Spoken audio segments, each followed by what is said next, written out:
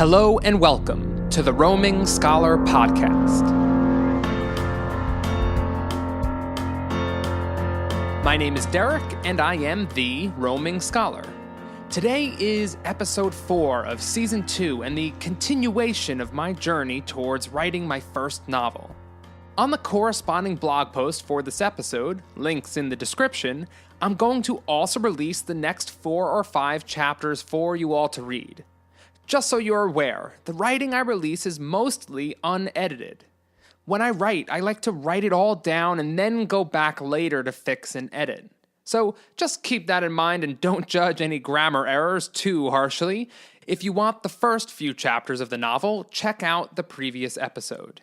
Now, this whole thing started for a few reasons, and one of them, which you might remember from episode 1, is the timing of me having the idea for the novel and this writers' conference that was coming up in a month. I wasn't signed up for the conference, but I read about it and had the site bookmarked. Since I began, this conference has been a sort of guiding light for me to arrive there prepared. Well, this past weekend, I had that conference, and it was really amazing. I learned a ton, met some really great people, and I spent the day surrounded by other writers, all with the dream of getting published. So today, I want to tell you a little about the experience while sharing 2 major lessons I learned that I think apply to every single one of us. Whatever your dream or goal is, these 2 ideas could really change the way you approach things going forward. They are for me already. I also just want to take a quick moment here to thank everyone for listening and for cheering me on as I take steps on this amazing path I'm on. It's truly and extremely appreciated, so thank you. Okay, let's get to it.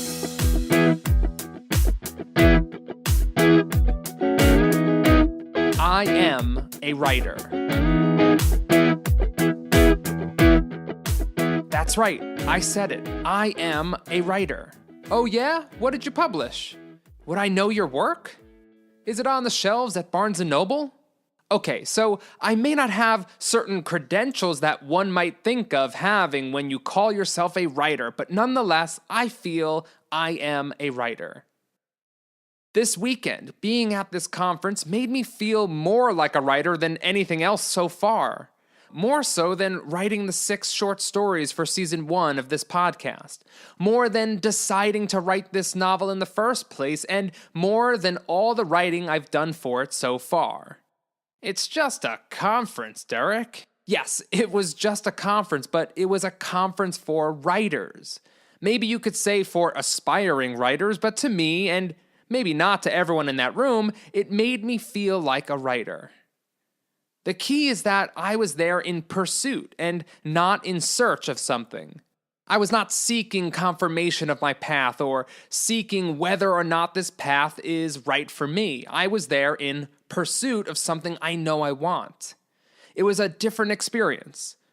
Not looking for validation, just being where I felt I needed to be to learn and grow and improve as a writer. I've only ever been to one other conference in my life, and that was in college. And having that perspective, I can tell you there is a big difference from seeking answers to pursuing your truth. Take it down a notch there, Derek, getting a bit deep. Okay, I think you get the point. We had a great presenter for the day, an author named Brian Clem, who I think truly made the day what it was. He discussed the ins and outs of publishing, self-publishing, having an agent, not having an agent, writing tips, query tips, and so on. We went through what the numbers look like, and we even had agents critique our writing in front of everyone. That was pretty wild, and I received some excellent feedback, some positive, and let's just say some ways to improve. There was one lesson, though, that seemed to weave its way in and out throughout the day. From our presenter, Brian, and from the agents. There was one message that has come to radiate and reverberate inside my brain since. I also feel it applies not just to writing, but to life itself.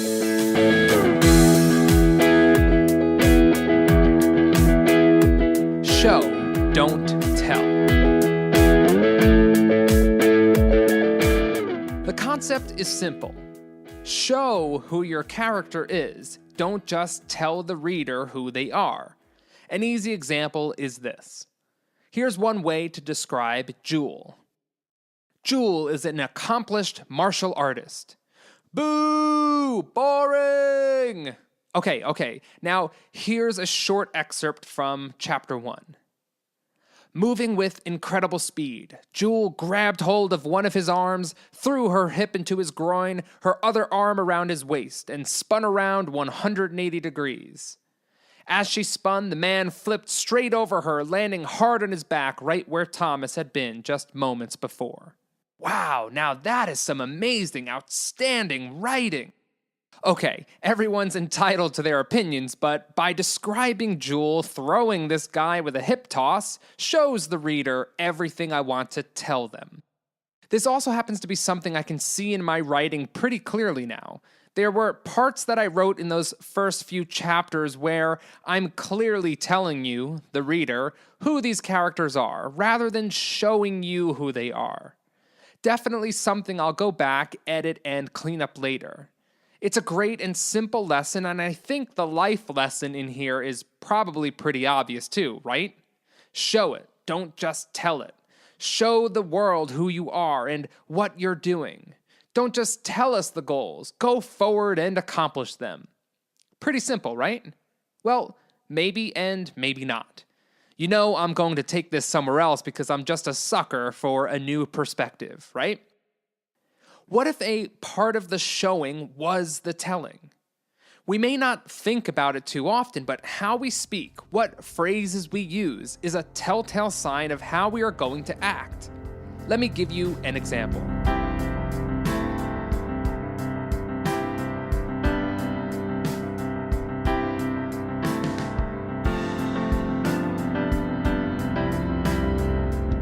I am the greatest.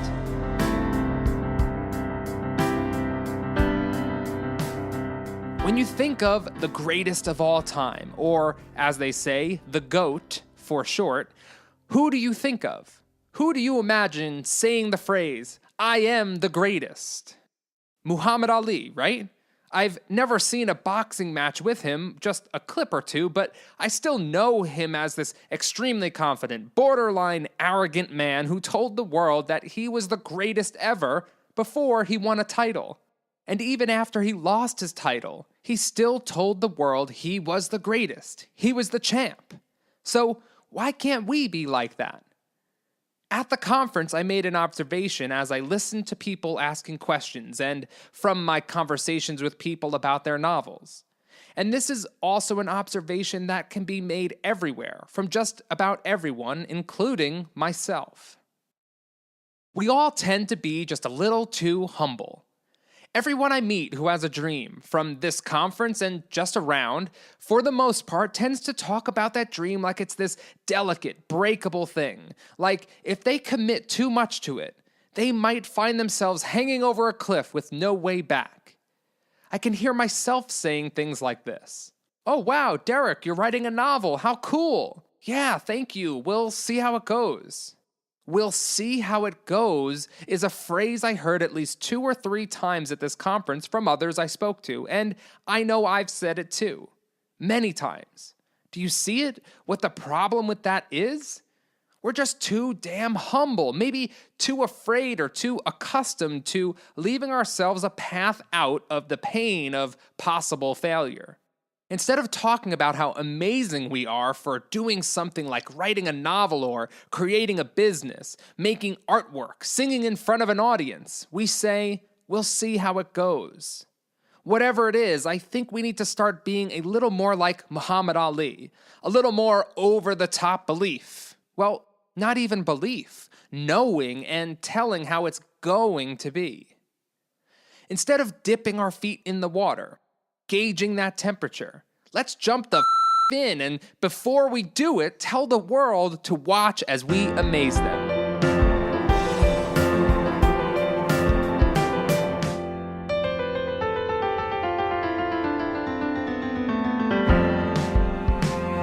Show and tell. I used to look at Muhammad Ali and people like him who brag, who are boisterous and loud about their greatness and about what they're going to do with a certain level of disdain. It always bugged me. I would look at them with a little bit of annoyance. All right, pal, take it down a notch. I'm sure we've all had similar thoughts at times. Now, that doesn't mean I'm going to change my personality and start chanting wherever I go, "The champ is here! The champ is here!" Yet, if someone asks me about my story, about what I'm doing, I need to change my talk a bit. I want to say that I'm writing a novel that's going to blow people away.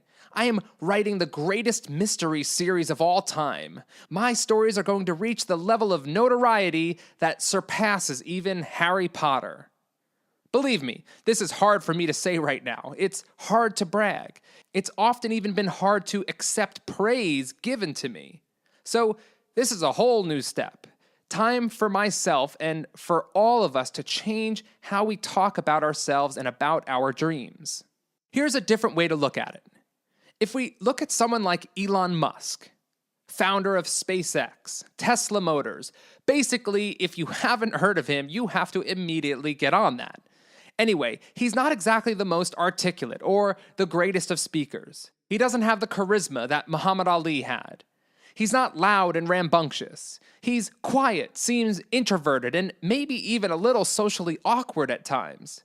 Yet, he's no less impressive as Muhammad Ali. He didn't pour $180 million into his dream of SpaceX because he thought they might shoot a rocket into space or that they might one day reach Mars. He never speaks about going to Mars as, "We'll see how it goes." He's going. There's no question. And you know what? I believe him.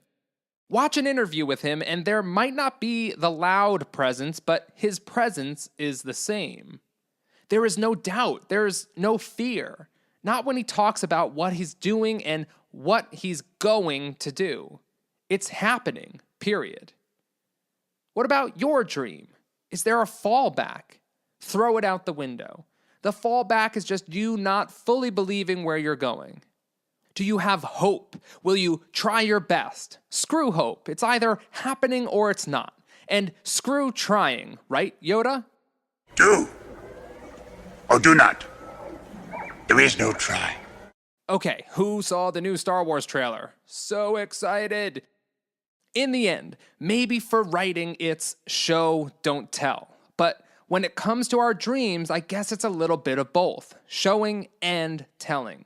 We've got to show people and show ourselves we're serious through action.